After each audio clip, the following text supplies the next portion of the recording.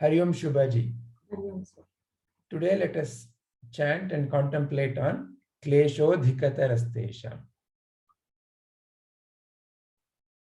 Kleśho dhikataras teṣhām avyaktasaktacetasam avyakta hi gatir duḥkham dehavadbhir avapyate.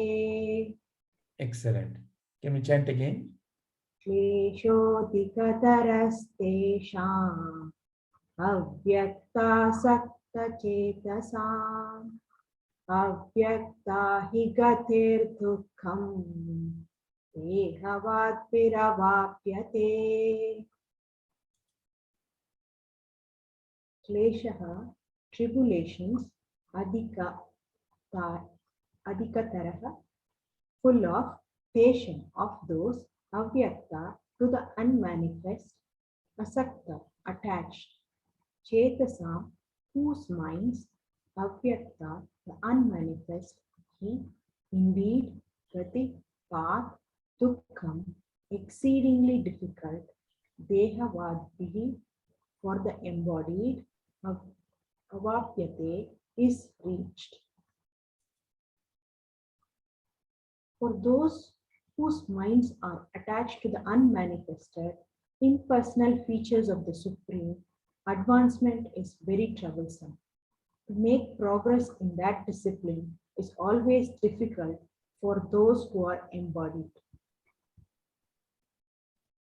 Thank you, Shubhaji. So some very pertinent and important messages here.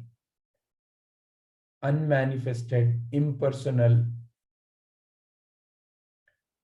and then the advancement is very troublesome, very difficult for the embodied ones. What is being referred here by Sri Krishna? What is the difficult thing here?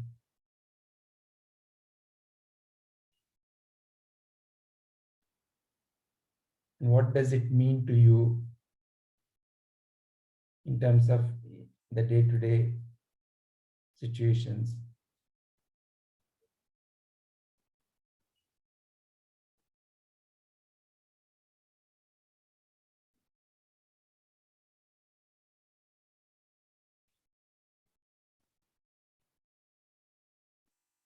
Who would like to begin?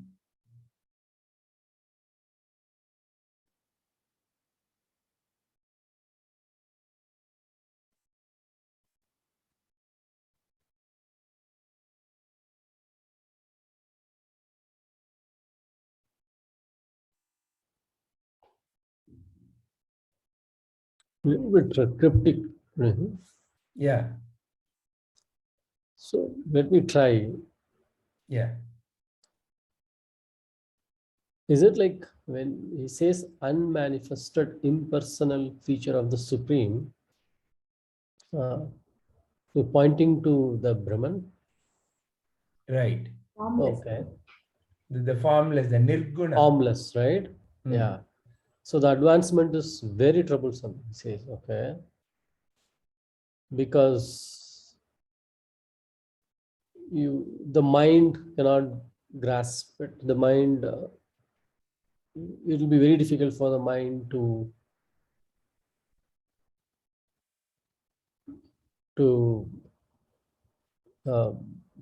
yeah, so mind cannot grasp it. Okay, so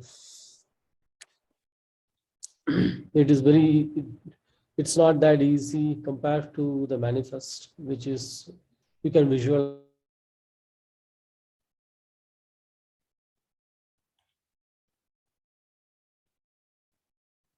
Sarananji?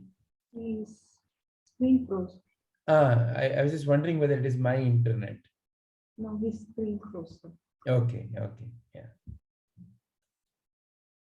We'll let him join back. I know, yeah. You're back now, Sarananji. Yeah, I was talking and yeah. So you were saying it is very difficult for the mind. For the mind to perceive the concept and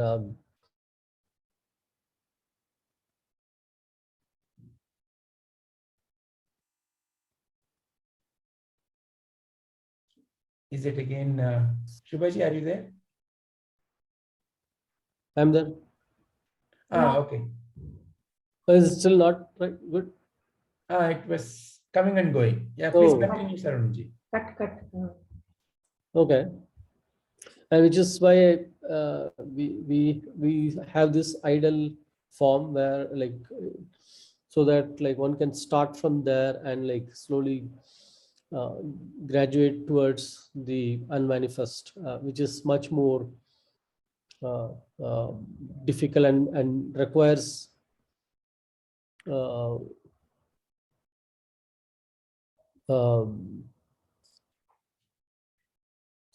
yeah, someone to go to a different level to be able to be with the Brahman, the concept of Brahman, right? I believe at that point jnana is needed to be able to make sense out of things, while it is very easy to go with the manifest, right? And it's so to make progress in that discipline is always difficult for those who are embodied. In what discipline? And progress towards what? Yeah, progress in that discipline.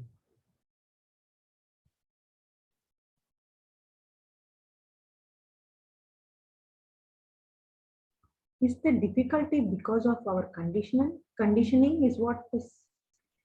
Yeah, so what is your interpretation, Shubhaji? So difficult in what path? Towards what? What is your understanding? For us, supreme means we have always been given a form, be it Krishna or Ganesha or some supreme power. We always give a form to it. So when we go from manifest to the unmanifest, which is from the form to the formless, it is difficult, is what personally I have seen. It is difficult. So you are saying going from form to the formless is difficult? Yeah. But here Krishna seems to be saying the other way. He's saying those whose minds are attached to the unmanifest, impersonal. So that is nothing but the attributeless, nirguna. Okay. So the nirguna puja or the nirguna clarity is difficult, is what Sri Krishna is saying here. Okay. And it is difficult for the ones who are embodied. Once when you are in a form, it is difficult for the embodied to clearly see the impersonal aspect of the Brahman. Okay. Then I think my understanding is wrong. I would like to listen to this. All right. Padmaji, what is your view? Actually, I feel this shloka is contradicting what we are doing currently. So, what I understand is, for example, here the embodied, I think it is referring to us. Because we have a body and a form. And this shloka, I feel, is saying that when we focus on Brahman or the formless, it is very difficult for us to make progress. Yeah, to make progress, because it is beyond the perception of our senses, right? It is not easy for us to comprehend something that is formless, because anything that comes to us is connected with something we already know, or we know it as a form, in some form. Whether it is living or non-living, we attach that thing and our mind connects to it, because of the form or whatever our senses can perceive. Yeah. So to perceive something which is, or to even understand something which has no form, is very, very difficult for somebody who has form and who has always only interpreted form beings with form. I think that is the basic thing that the shloka is telling. But one thing what I don't understand is, or I'm trying to make sense is, if this is absolutely true, then why are we making even an effort to understand it, like how we are doing now? That is the one that we are trying to study, the unmanifested, right? Okay. We are not doing some bhajan kirtan where one form is there and we are focusing on that form, but we are actually saying it. And I have also personally experienced it, that whenever I will always quote that example, that whenever I have a pain or I go through some situations, I try to say that nanu nan enpadu. I keep repeating that to myself. I am not the body, I am not the mind. Of course, there is some change in the way I look at it or the situation, or it makes me feel calmer and more centered. But it is very, it is not easy for us to know that whether we are making progress like that. Whereas so ultimately what I think is, when he's talking about unembodied people, and then if that is the way, then he's talking about bhakti, right? Devotion he's talking about, because devotion is what is more towards a form. Yeah. So if this is bhakti, then that is the jnana yoga, right? The first part of the shloka is jnana yoga. So what you are essentially saying is, Krishna is saying jnana yoga is not easy. Yeah, he's not saying it's not possible. It is. He's saying it is advancement is troublesome and difficult. Yeah. But not it's not that he's saying not possible. Yeah. No, but I have a question here. Yeah. Is see, one thing is, like, if we see Guruji itself, Guruji of course is realized, but I am saying that Guruji is someone who encourages not only to, he's not a pure and pure, he keeps saying that you have to go only through the jnana yoga. He also teaches us how to do the bhakti yoga and chanting and namas and all these things also. So I think there is a balance. So is it necessary to do both, is what I am thinking now. And if it is necessary to do both, then also, like, what is the one that will ultimately take us there, is what is my thing. Because it seems to be like a comparison between the two, right? No, but he's not essentially saying which one is better. No, I don't see it as a comparison. I think I like that explanation, that embodied, for the embodied it is very difficult. But then, like obviously, I mean, you would always want to I mean, it's easier to think of Krishna as, with all these ornaments, this colored dress and all that, so it's easier. Yeah. There I is think that is how it starts. There is one also little for joke, us, right? Padmaji, that is coming to my mind. So they went to the Buffalo King and they asked, "Oh, Buffalo King, can you please explain us how is the God?" Yeah. Buffalo King said, He'll have 2 horns. "God is bigger than me. He has 4 legs. He's much, much larger. His horns are so very big. And his tail is so shiny." So what does it mean is, we tend to see something in life in the way we think I am. Yeah. So it is very important to know what Sri Krishna is pointing at here. Sri Krishna is saying advancement in the path. Okay, so first that we need to clearly understand. What is the advancement and what path and towards what? So the fundamental realization is who I am. You, who are you? I'm not the form. To realize that you are not the form, you are not a thing. Because we deal with the world through this Form. thing called as body, and what manages that is the thing called as mind, and mind is always about visualization. Colored, yeah, mind is colored. One is colored, but mind, how does mind operate?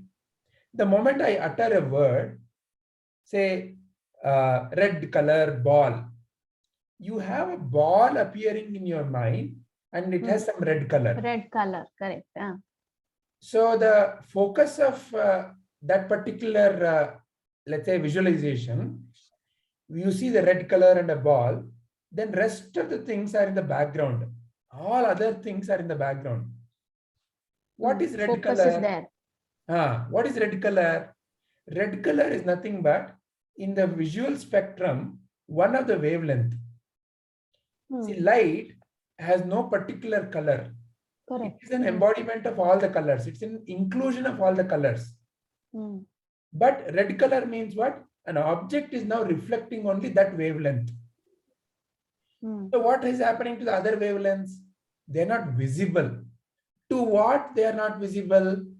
To this physical eye, it is not visible. So when you see something through physical eye, you see color, you see form, you smell something through this, you hear something. At that time, this instrument makes it feel as if other sensations are not there. Other aspects are not there. Light is full of all the spectra, all the wavelengths. But at that point in time, your eyes make your mind believe as if it is seeing only red color. So there is a split that happens in the reality. Though there is no true split, though there is no true division in the reality, your mind, because of the instrument called the body, it looks at the world. Oh, there is a red color ball. Where is the red color ball truly? There is really no red color ball. There is not a thing called as a red color ball.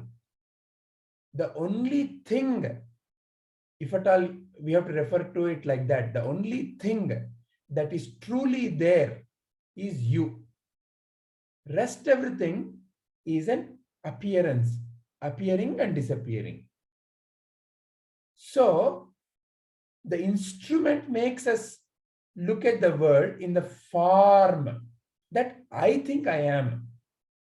That is why all the gods to us are in the form of humans. Surya Deva, we give him a form. You know, he's riding a chariot. Sri Krishna, he is a body. He is a certain, very nice to look at Sri Krishna. Sadguru, we see as a form. Our Sadguru, Sri Prabhuji.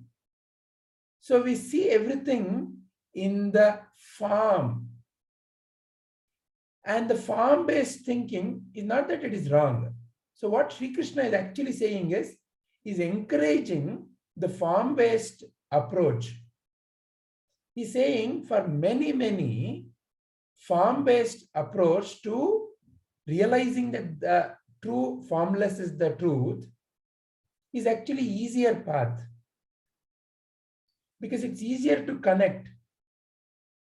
And then as you keep questioning, okay, who is actually seeing?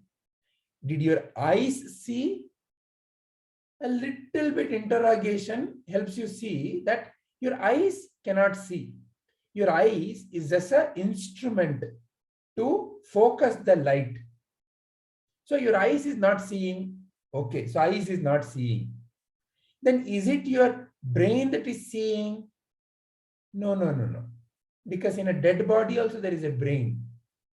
The brain is just a physical CPU to process whatever the information that is coming, it cannot see. Is your mind seeing? Now, we are shifting from the gross, meaning something that can be seen by the senses, to little more subtle. So till the brain, it was a gross. You can see brain. Mind, nobody can see, but mind is there. Only in your experience. I cannot go and talk about it to a small baby. You have a mind because you have the thinking faculty, and all of that you're calling it as a mind. In the mind, you see. Is the mind seeing? No, of course, because mind by itself is just an inert thing. It has no sentience.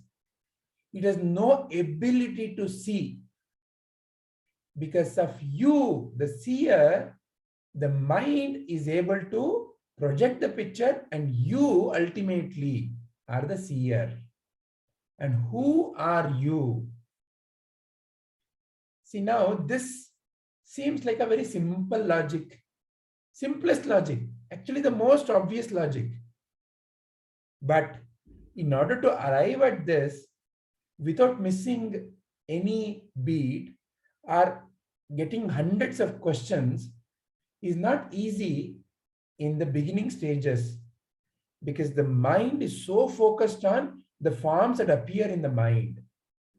And how the forms appear? Through the senses. And how the world is perceived? As a me and the others. There is a distinction, me and the others. Who am I? Oh, I'm this. Right from childhood, that is deeply ingrained. Oh, you're such a cute looking baby. Oh, look at your nose. Oh, look at your eyes. Everything around us is impregnating the false idea that you are the body. Wonderful game. And to come out of this trap is not very easy, because a trap is so deeply conditioned into us.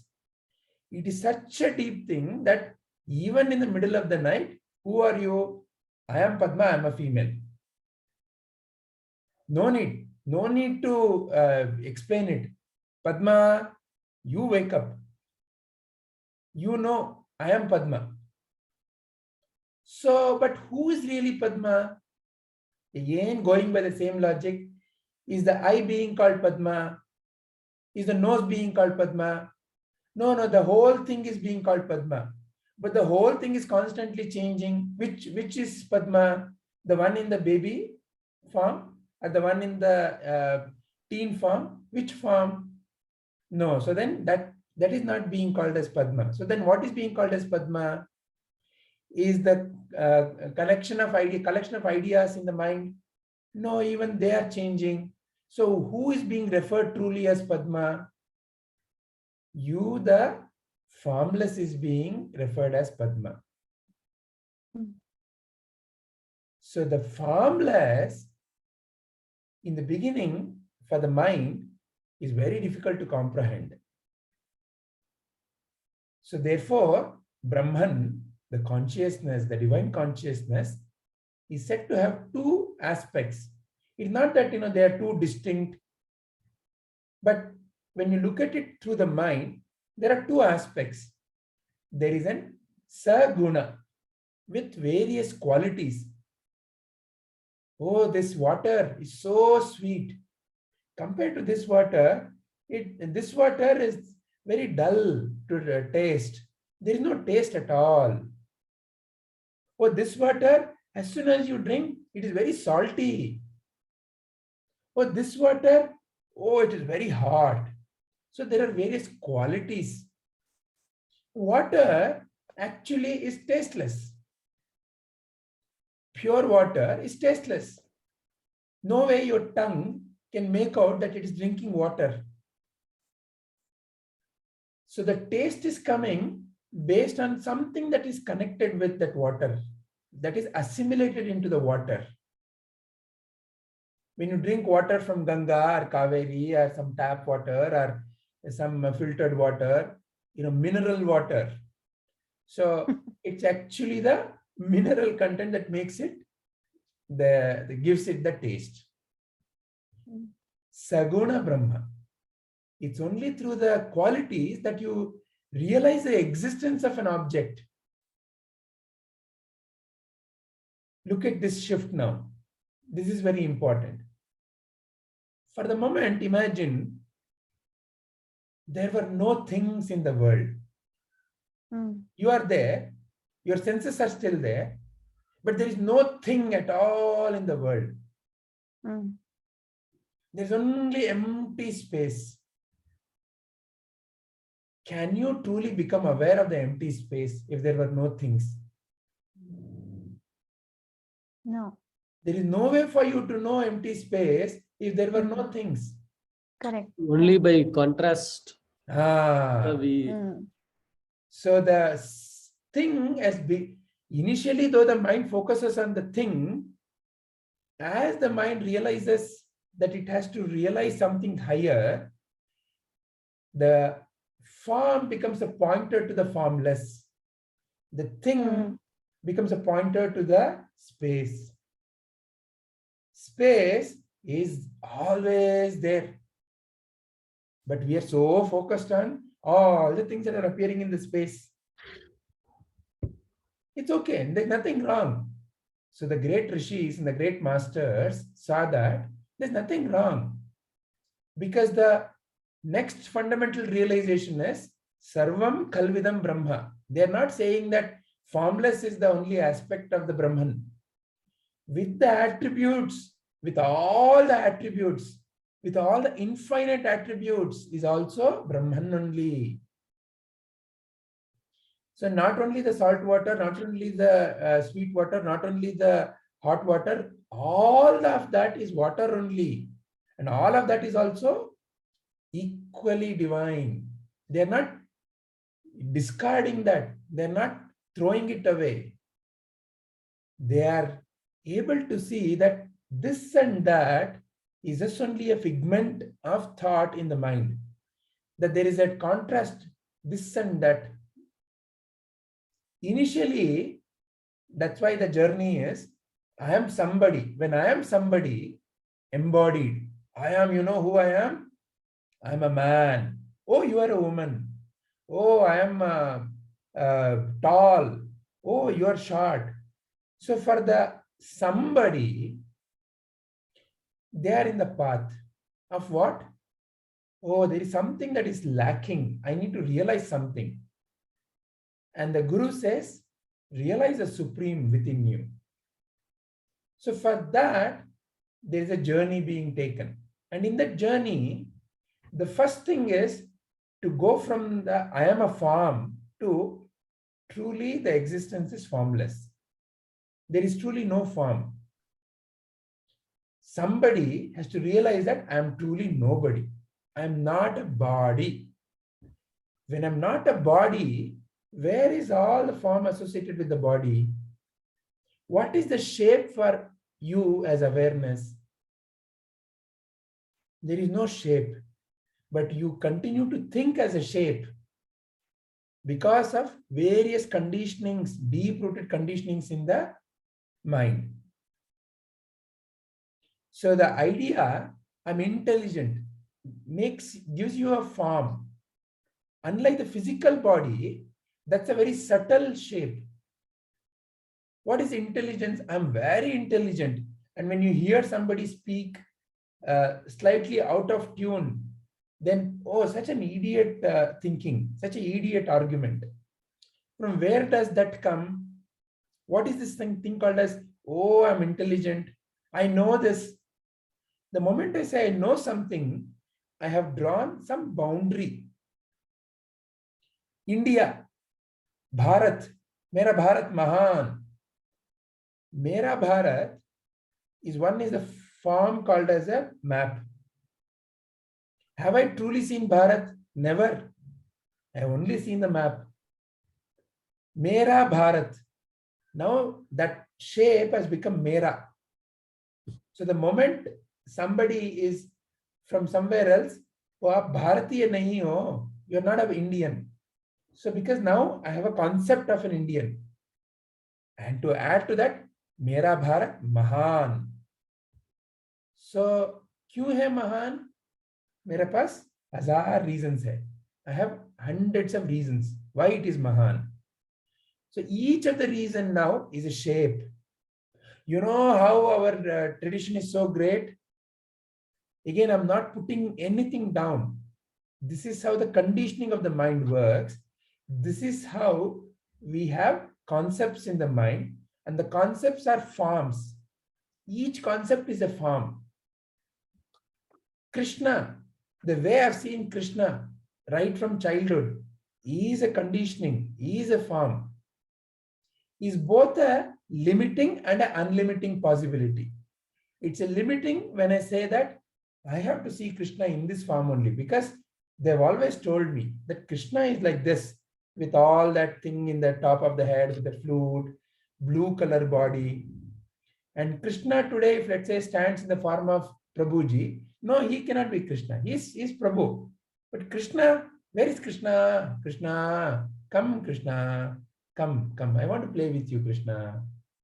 I keep on praying. Ellidhi Krishna, Krishna, Ellidhi, don't go, run away. Please come to me. All this become the cry of the bhakta. Again, nothing wrong. All of this is the path. Like how Ramakrishna Paramahamsa, because of his deep devotion, he could see Kali. Because the divine, which is the nobody, can manifest in any body. So the nobody, somebody, when they realize I'm nobody, can see that nobody in everybody. Because the nobody and the everybody are one and the same. Because only a nobody can be everybody. Only water can assimilate whatever is given to it without any resistance. Only water can take any form without any resistance. Only space can contain all other shapes without any resistance.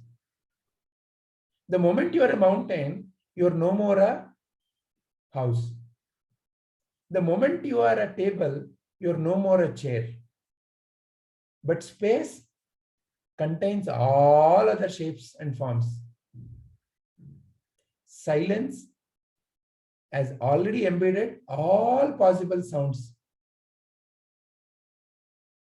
So the unmanifest, nirguna Brahman, very difficult for the mind to comprehend because of its own coloring, its own conditioning, that it is a form. That I am a particular form is the deep conditioning. So that is removed by I am not the body. Nanu nanembudu nanalla. E deha. This body is nanalla. That is the first conditioning, the gross conditioning. Because the mind can travel from gross to subtle, not the other way. So gross is, oh, I am not this body. It's also relatively easier to understand. I put your childhood photo, I put your teenage photo, I put your middle-aged photo.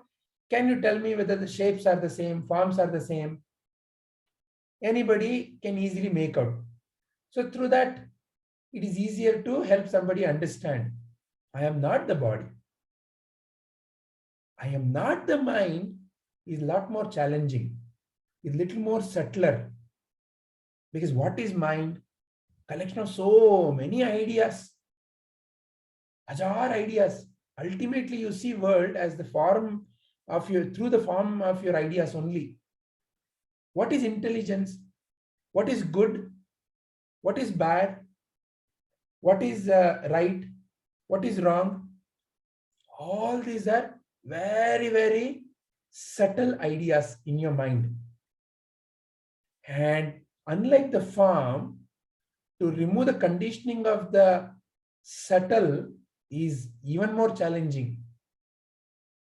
Because the subtle conditioning is like to remove water from milk. Hamsa. Only a hamsa can remove water from milk. because that cannot happen through physical means. To separate you as that formless, as that nameless, is very challenging. That is the Hamsa. That is the job of the Hamsa. And that can happen only through the right Viveka with the right Jnana. And to receive that right Jnana, the mind has to become silent enough. So therefore, the great masters realized that the form, through the form it is easier. Nanu nanembudu nanalla. Ee deha, it is easier to remove, to negate, I am not this body. It is easier to negate, I am not this body. Mana buddhi nanalla. The inner instrument called antakarana, that is nothing but mana, buddhi, chitta, ahankara, that is the memory and the you know who I am. All these are mana buddhi. All these are in this vakya in the form of mana buddhi. Mana buddhi nanalla. I am not the mind. Is lot more. It needs lot more subtlety. So therefore, the great master said, start from gross only. So look at the tree. Isn't the tree important for you? Half of your lung is in the tree actually. Generally, when you ask anybody, where is your lung? They point here. But what is the point of this without that? So can you truly say that your lung is only this? No. Your lung is because of that. Okay. Now see, you're connected to the tree. Without the tree, you are not there. Without you, the tree is not there. Fair enough? Okay. Now the tree is part of me. Now tell me, if the water that you're pouring is not given to the tree, will the tree even exist? No. So water is equally important. Water is part of you. Wonderful, wonderful. But without the sunlight, can the tree even exist? Oh, so sun is also part of me. So like that, when you look at your own life as a form, you cannot exist as a form without other forms. You as a form is not an independent entity. You are an interdependent entity. Without sun, in 7 minutes, the whole world will collapse. And forget about that. Come to the earth. In the ecosystem, without one ant, if the ants disappear, the ecosystem collapses. Each smallest of the small creature and biggest of the big creature is equally important for whatever the magic that you call as life.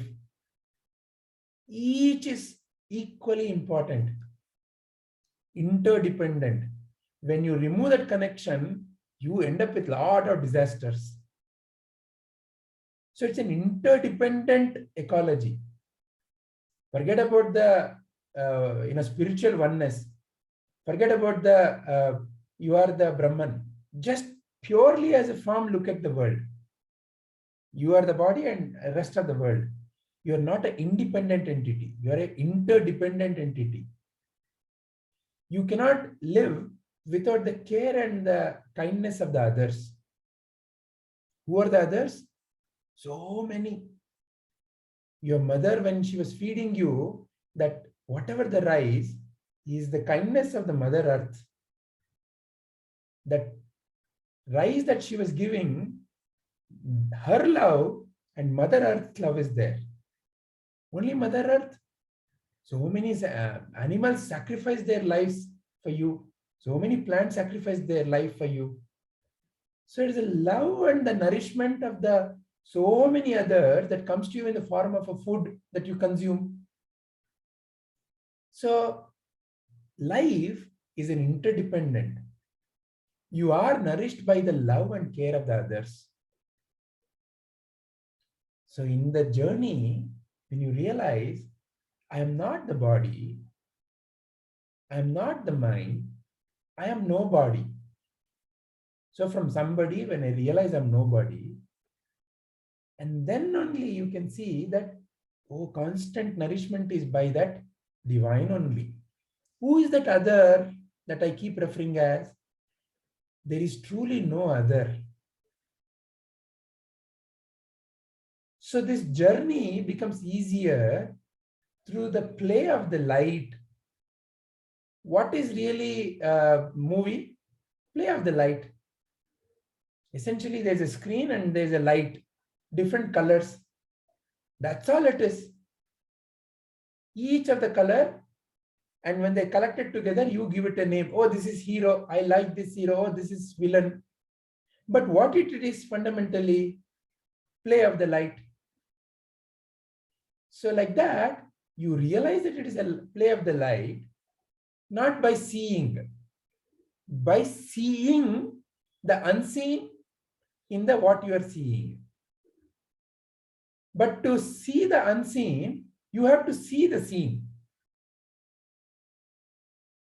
Without the seen, the unseen is beyond the grasp. Without the sound, silence is beyond the grasp. So therefore, all this form is a divine pointer to your true nature. All this form, all the form. Saguna is a pointer to the nirguna. Saguna is a changing reality. Water tastes salty, tastes sweet. But sweet or salt is not the permanent nature of water. It's a changing reality. But water as a tasteless is the reality. In the example of water. Likewise, this existence in all its glorious forms is Brahman only. In the Upanishad, therefore, there's a wonderful analogy. How is this world created? Questioned by the disciple. And the master says, just like how from the spider, the web comes out, and into the spider, the web goes in. Where was the web?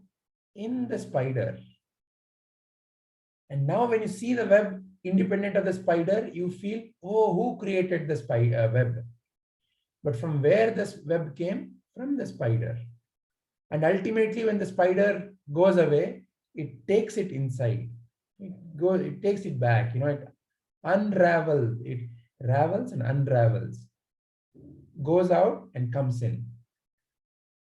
What was the material for all the dream characters in your dream? Must have been you only, because there was nobody else. So many wonderful forms, flying, screaming, running, shouting. So many wonderful imaginations. Something appeared as a stone, something appeared as a wall, something appeared as a mountain. All of that felt so real. Where was the material for all of it?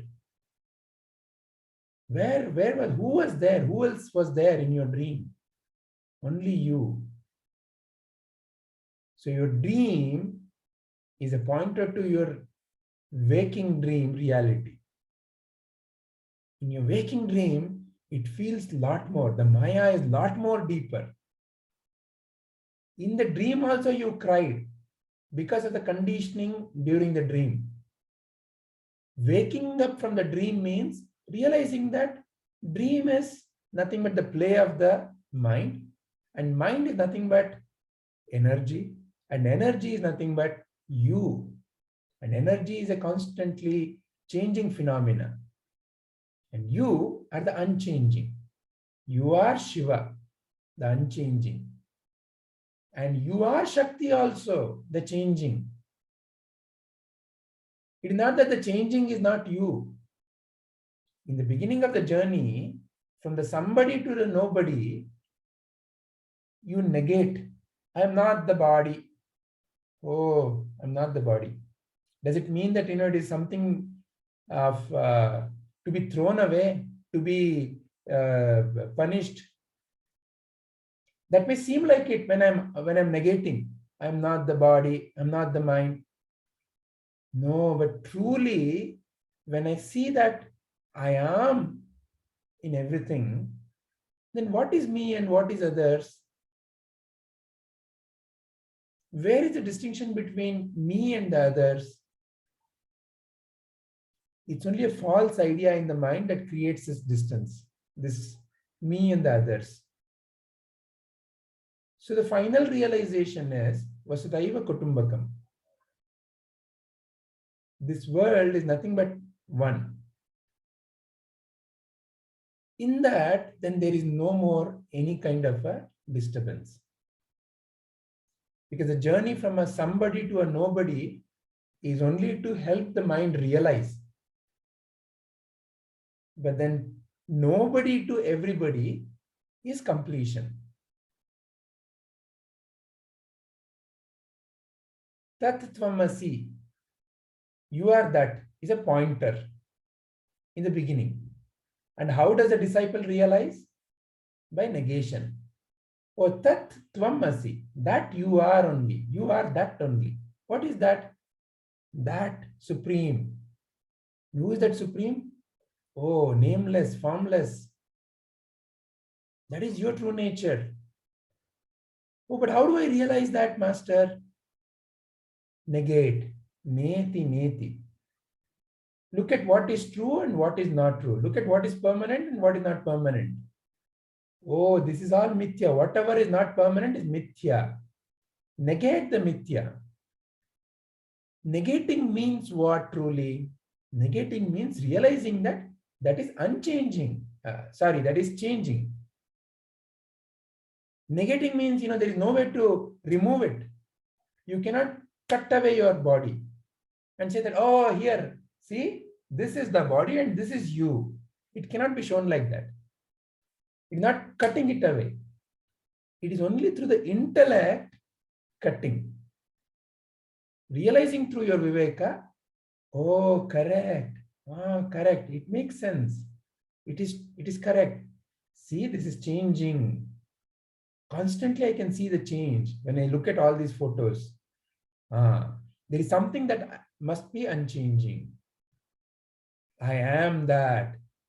Aham that. Aham brahmasmi. So, tattvamasi aham brahmasmi. Then, what is this whole? That you are only. Where are you seeing this whole? In you. What is your nature? Brahman, consciousness. Then what can that be? Brahman, consciousness only. Then where is the separation between you and that? That is also a false idea in the mind. Sarvam khalvidam Brahma. All that exists is consciousness only. Brahmarpanam Brahmahavihi. Brahmagnau Brahmahavutha. So whatever that is being tasted, seen, heard, smelled is all Brahman only, and it is all being offered as a havis to Brahman only. So it is all the game of the self only. So the saguna is no different from the nirguna. It's only in the beginning stages for the mind to realize there is a distinction being brought. It is all one wonderful, constantly modifying phenomena when you look at it like the world. Oh, that Brahman exists as constantly changing life energy. Very nice. Look at the play of the constant changing. And there is also unchanging. Like DVG says, open your eyes and see the dance of the divine. The world is a dance of the divine. Nataraja, it is a dance of the divine. And close your eyes and see yourself as the Nischala Tattva. Nischala, Nischala, no movement. There is no movement within you. You are that unchanging. Your body is moving. You have never moved. You are always there. Where are you? You're not a thing. You're beyond that space. So only in space can there be movement.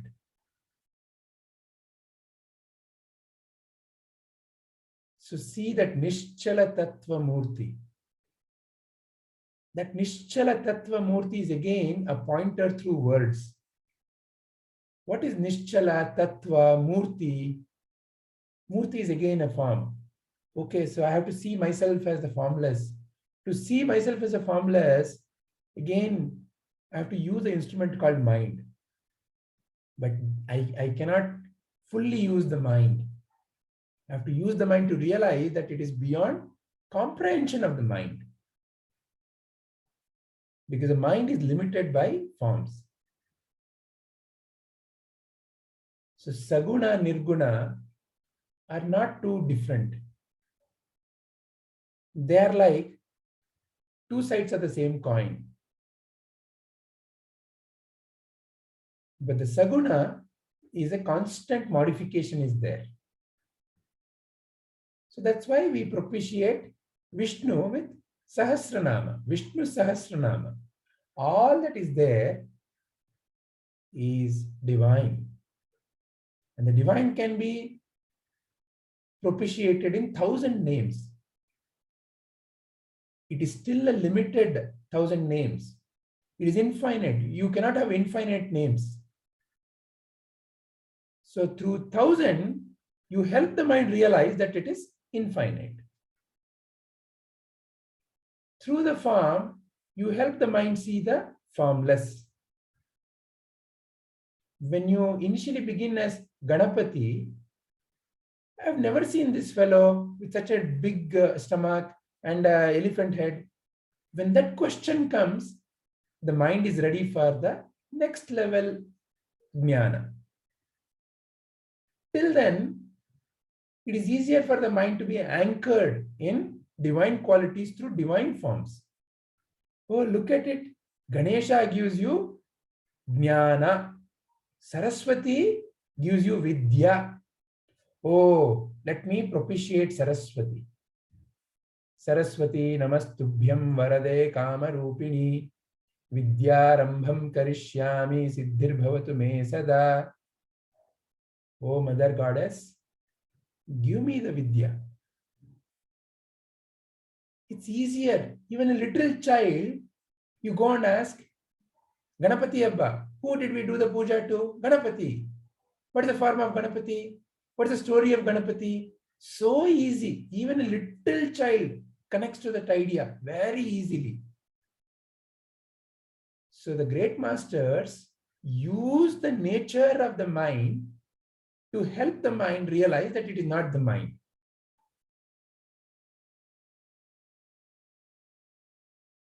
So as the mind develops and as the questioning comes, naturally one day the deepest question will come. I've never seen this fellow Ganapati. Who is truly Ganapati? Then the existence offers you the next teaching. Then the realized master comes into your life. Now you're ready. And the master points the way. Master also points the way through his own being, because he is the embodiment of that. Then you feel, there is something, this is a madcap. For 20, 30 years, he's doing something called as a service. He doesn't seem to be disturbed. Always smiling, madcap. Something wrong with him. Something has fallen. Some screw is fallen. But I also want that screw to fall. So then the next journey is beginning. And there the master gradually points us. Oh, you think you are somebody? Okay, look at it, look at it. Are you the body? Are you the mind? So he's constantly challenging us, constantly guiding us. He's not willing to settle us down. Oh, you like Shiva? Okay, chant Om Namah Shivaya. You know what does Om Namah Shivaya really mean? Embodiment of the Panchabhutas. So he gives you the jnana also with that mantra. With the form, he gives you the pointer to the formless then and there. Oh, Krishna. Correct. Krishna is your buddhi only. I always thought he was outside. Oh, he's my buddhi only. So, whatever the phenomena to which you are connected, whatever makes you feel connected, that itself he uses. See, that's why this pointer is available in all the books. But why a living master is needed? Because the living master only can see, mirror only can see the conditioning. Mirror only can show you the conditioning. Otherwise, the conditioning cannot be seen. And everybody's conditioning is different. Somebody has a bhakti marga. And in that bhakti also, you ask, they have their own preferences. I love Ishvara. I love Krishna. Oh, Mother Kali. Absolutely fine. Our great master said, absolutely fine. Even, okay, I love plants. I want to take care of plants. Perfect. I love animals. Perfect. Convert the love from limited love to unlimited love. That's the path they've given always. They've not negated anything. That's why India has been inclusive in terms of various religions. It never can, the fundamental approach to spirituality in India is acceptance of all as a divine. That's why India, in the Sanatana Dharma, by its nature, cannot really hate any religion. It is not an idea. Don't hate others. It's not like an idea. It's not a commandment. The very nature of Sanatana Dharma is Sarvam Khalvidam Brahma. That's a existential reality. So that all religions are one in the fundamental pointer is not an intellectual statement. It's the deepest realization of the great masters. So therefore, they can never truly teach you in Sanatana Dharma to hate another. Who is the another one to hate? Who are you hating? Because hate is going to divide. Where are you when you divide? Who are you? Who is the other then? So it's coming from that deepest realization. It's not an intellectual, philosophical, politically correct statement.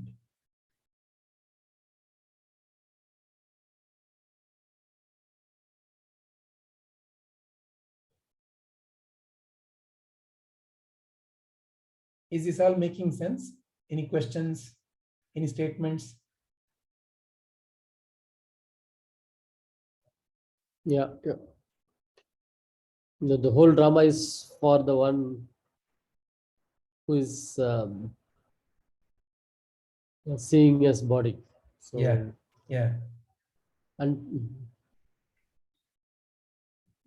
see, that is why not to negate or not to put anybody down, but in certain religious practices, when the highest is only propitiated in the formless, it can lead to such disastrous behavior in the society.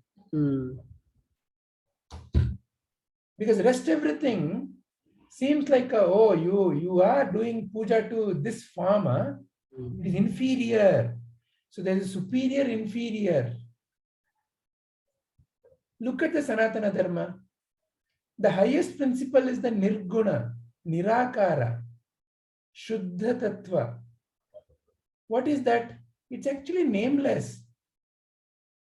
What all you can call it as? You can call it as water, you can call it as thandi, you can call it as niru, but it is all a pointer to that only. That is nameless. You, for the sake of conversation, are calling it as water. You want to call it Brahman, you want to call it Allahu, you want to call it Father, you just want to remain silent. All are pointed to that only.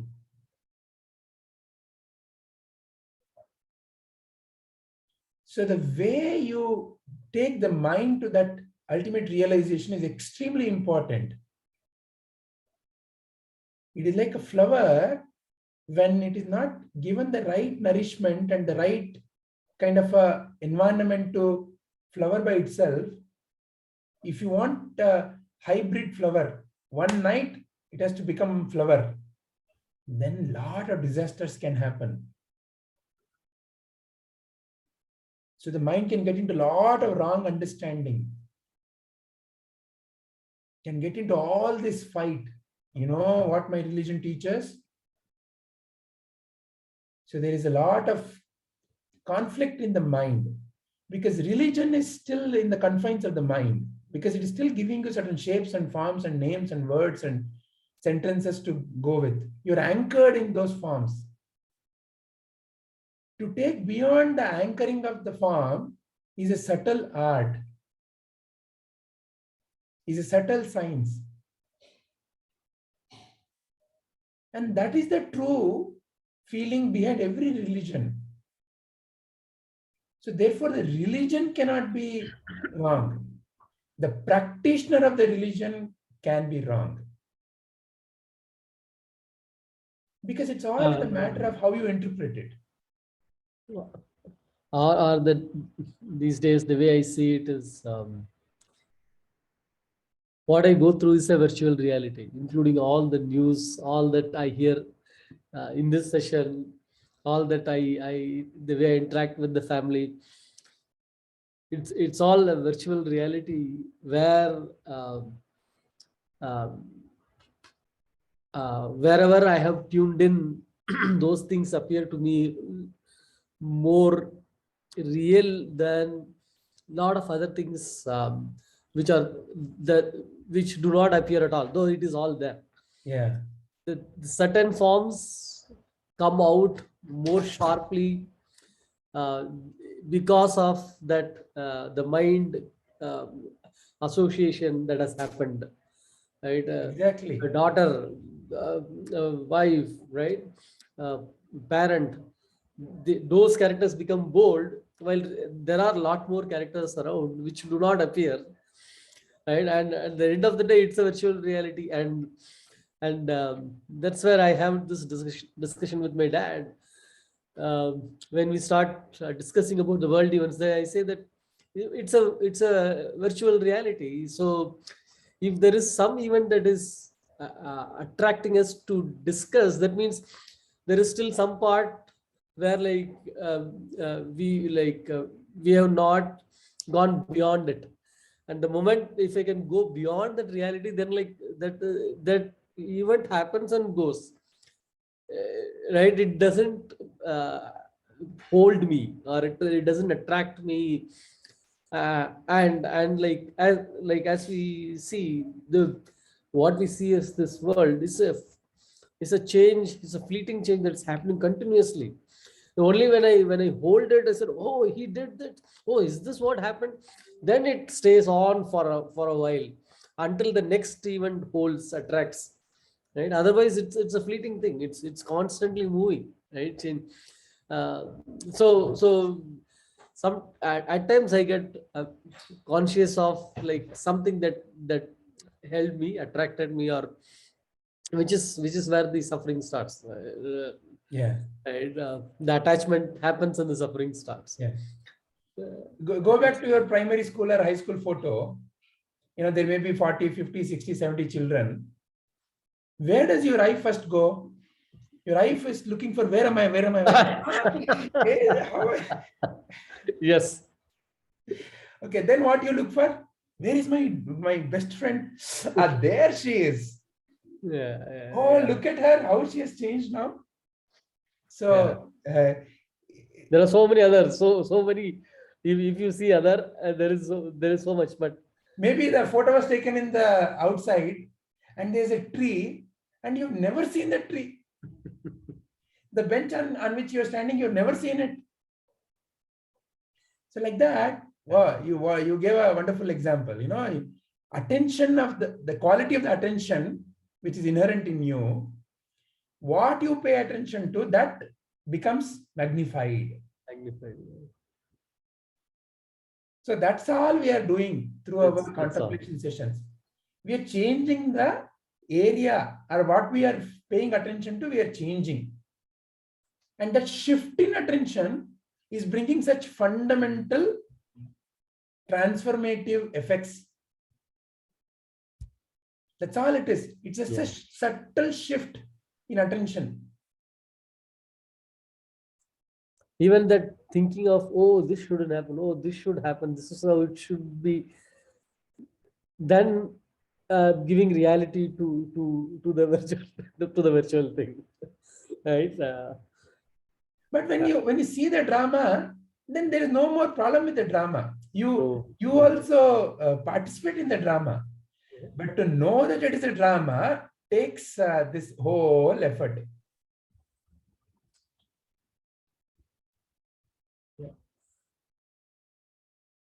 Shubhaji, you want to say anything? No, sir. Yeah, but it's clear. Yeah, it's clear now. It is difficult. It requires consistent remembering until it becomes natural. Shravana, Varana. So see, that's why you're constantly, whatever you're saying, whatever you're thinking, the existence creates that as the reality for you. Yeah. Because you are that. Yes. And you are that sentient, and the rest is insentient, and the insentient phenomena has nothing but to oblige to your sentient directions.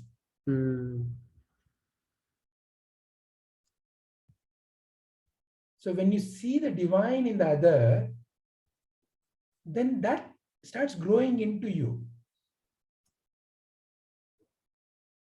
So that's why the cultural practices are all towards that. Do namaste, take the blessings, offer your respects to the tree. Okay, now we are having food. At least when we were young, mother would make portions. This is your portion, this is your brother's portion, this is for the father's portion, or this is for the ants. There's a portion for the ants also. Then she would make us go and keep it near an ant hill. Portions. You know, you would, oh, family, okay, the 4 of us are the family. Hey, but you made 5 portions. Then aren't ants your family? So you include, you know, the way the society or the culture or the stories, how they are, can make you either a realized being or a total ignorant being. So that is why Bharata is called as a Punya Bhumi. To be born in Bharata. Bharata. The land of the light is actually what is Bharata. Bha. See, in Bhaskara, you have the same root, Bha. Bha. Bha means light. Ratha, the divine light, is expressing through this Ratha. Atma Jyoti, the divine light, is expressing through the Ratha, through the form.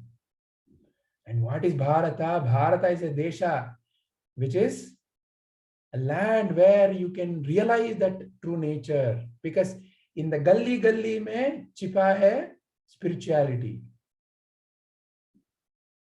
India is a lab for spiritual realization. India is not a place. India is a lab. India is the greatest temple because it offers you all contrast. You go to any typical American city, there is a downtown, there is a suburban, exact model. You've seen one city, you've seen all other 10 cities. You are a boy, you have to like blue color. You are a girl, you have to like pink color. You are a teenager, you have to have a girlfriend or a boyfriend. You are 18, you are away from home. It's a cookie cutter mindset. Who is successful? Okay, what is his net asset? Cookie cutter, very strict thinking. This is how they are. This is how it should be. How a good house should be, and what is the quality of life one should have. Everything is defined. So a very definite way of thinking about life creates a society like that,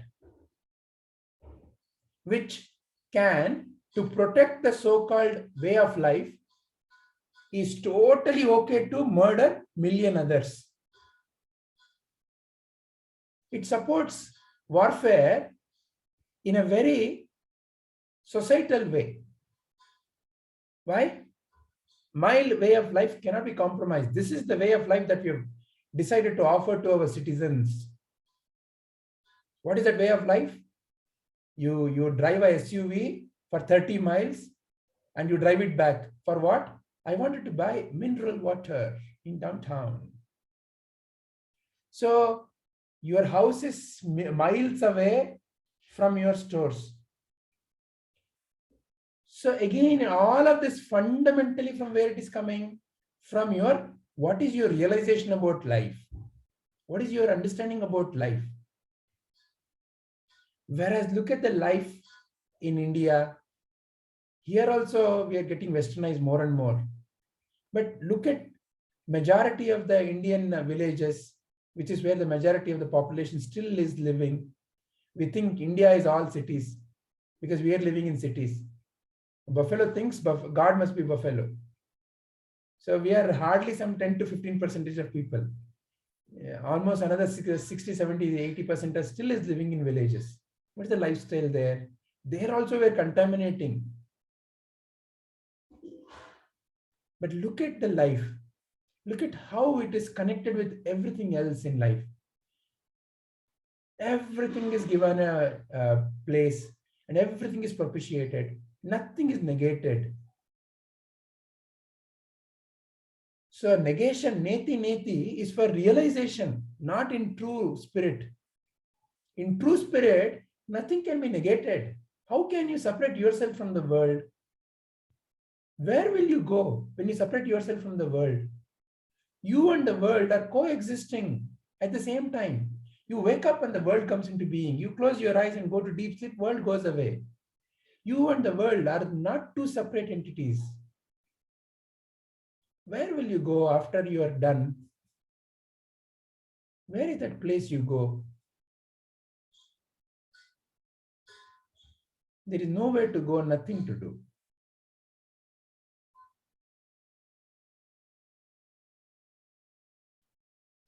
Yeah, you are the only one and you are always there, so nowhere to go.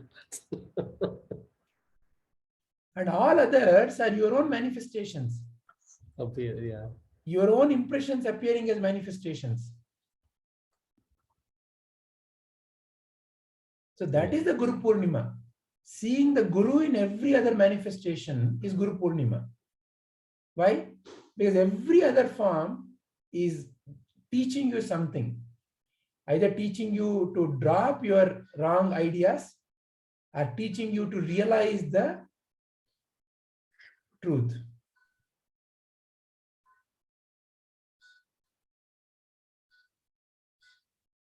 That is Guru Purnima. That everything is Guru. Everything is a teacher.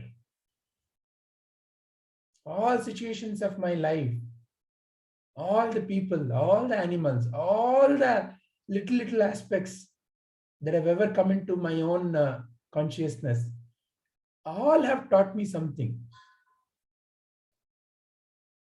When unmilitam ena, when I have opened my eyes, oh, the divine, help me see this reality.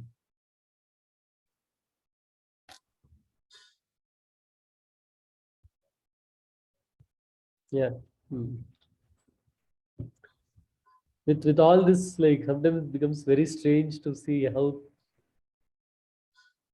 things work without the knowledge. Like if you see every body wants things, and when you want, one body has to give for the other body to take, and for the other body to give, that body has to take from some, and like it is actually round. There is right, so only from the creator one body can create and give, but then like it that is the same thing which is rotating. But then every body tries to see that, like, can I get more, and when I have to give, can I give less, so that I can hold this, one body can hold more. And it's then like it doesn't make sense what's going Correct. on. Yeah, these days, yeah, suddenly when I go into this mode, it just looks like what are you trying to hold? yeah, that's what What it are doesn't you like, trying to gain? that's right. What are you truly losing? Big time pass kind of thing. Ah. You ask Prabhuji, why do you teach? How do I pass my time?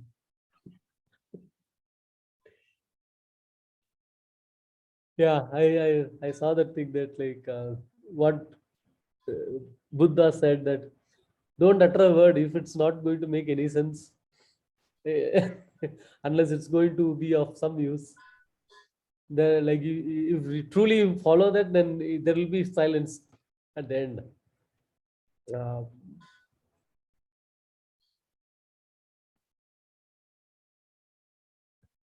The grass grows and the spring helps the flower to bloom. And I sit there and I watch it and I enjoy it. What is there for me to do?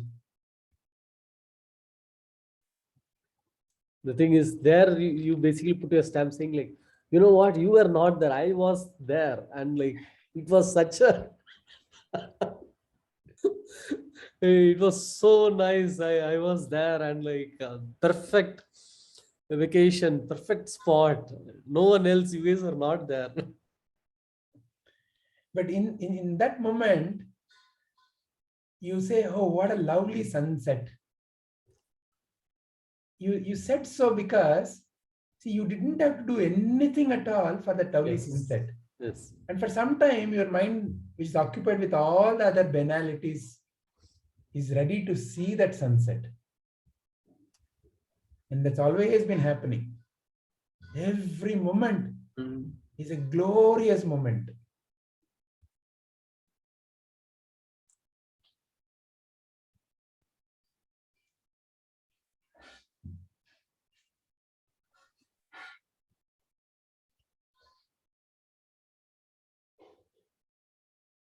Well, actually, what was the background to this sloka? Can we just say? I just wanted, because I felt suddenly I wasn't expecting this flow. That's why I said, 12th chapter is Bhakti Yoga, right? This one is, this is from Bhakti Yoga. oh, okay. 12th So chapter is Bhakti Yoga. okay, Yeah. okay. I didn't notice. We Yeah, moved to yeah. a new. Okay. Yeah. No, that is why I was thinking, like when I did the Bhagavadgita chanting of shlokas, I had picked up the 12th chapter to do with my kids, and the reason for that was bhakti yoga only. I thought, okay, I will do bhakti yoga that time without even like understanding the whole.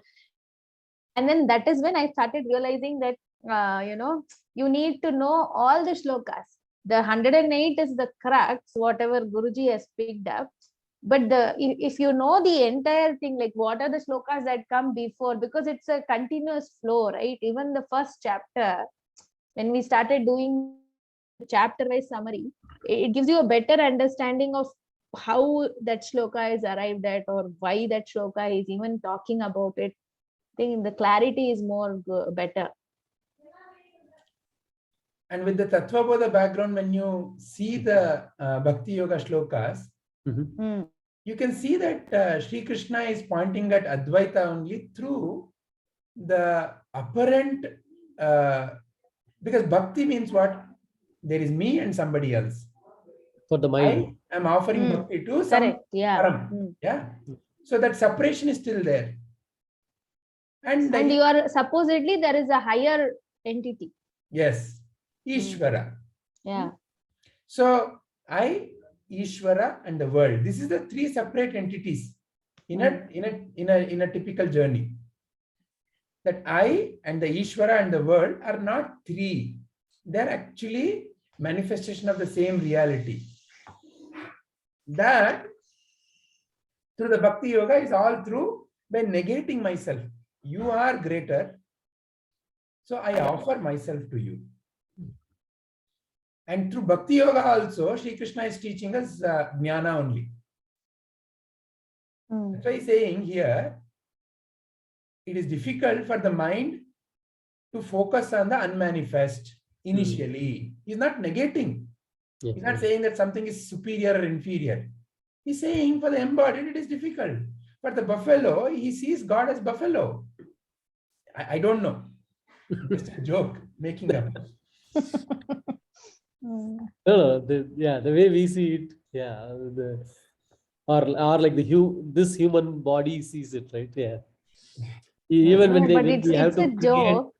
It's a joke, but I think that is also the truth, no? To give another crude example, for you and me, somebody with eyes like this is a Chinese, chinky. Yeah. Oh, all are chinkies, Oh, they all look the same. I don't know what is so attractive about them. They all look the same. I know. Yesterday, sir, not very related to this, but still, you can still connect it. There is a book called Wonder by R.J. Palacio, which I had got for Aditya a long time back.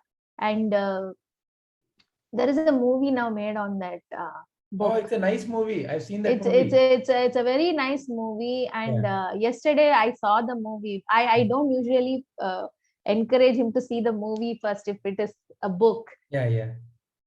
So yesterday he was wanting to see that movie for a long time, and then he wanted to see it with me. So I kind of postponed it, and yesterday we ended up watching it.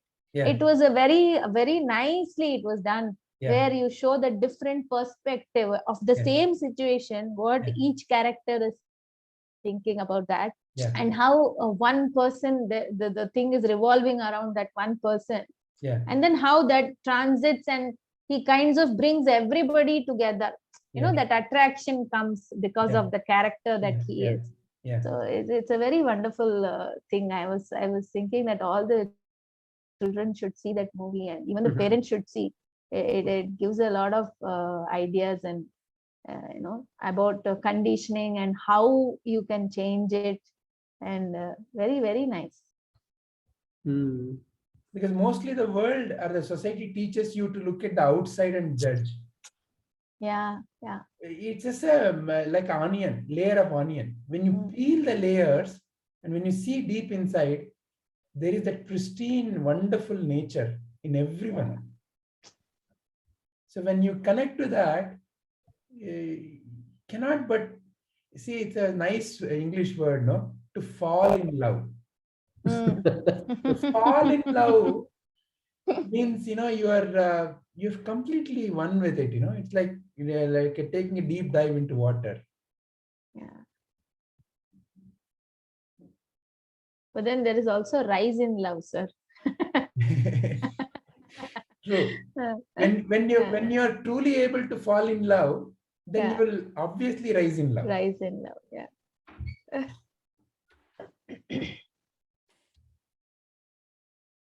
Very nice. There's nothing else. We'll end the contemplation of this shloka.